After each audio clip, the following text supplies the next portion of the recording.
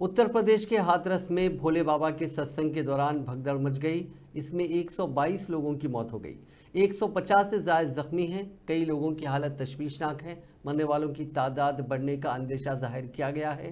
हादसा हाथरस जिले से 47 किलोमीटर दूर फुलराई गांव में पेश आया। हादसे के बाद हालात काफ़ी खतरनाक हैं। अस्पताल के बाहर लाशें ज़मीन पर बिखरी पड़ी हैं। 2 घंटा हो गए,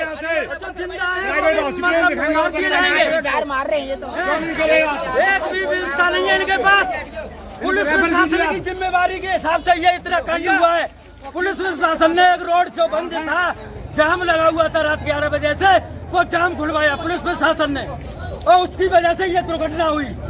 100-150 चले गए। लगभग कितने लोगों की मौत हुई? 100-150 आदमी चले गए, यहाँ से 200 के लमसम चले गए। और ये अभी तक कोई लाइट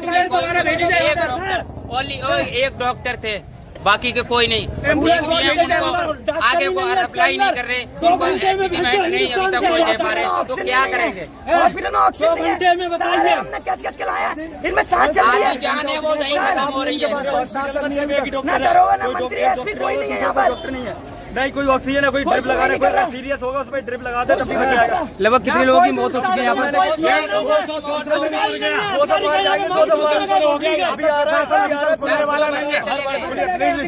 1.5 घंटा हादसे को हो गया, अभी का कोई सीनियर ऑफिसर यहाँ पर मौजूद। जनपद हाथरस में तहसील सिकंदर अंतर्गत गांव मुगलगढ़ी में एक आयोजन भोले बाबा का समागम हो रहा था, जिसमें जब समागम अंत हो रहा था तो उस समय अत्यधिक उमस के कारण जब वहां से लोग निकलने को हुए तो उस समय ये घटना कारित हुई है।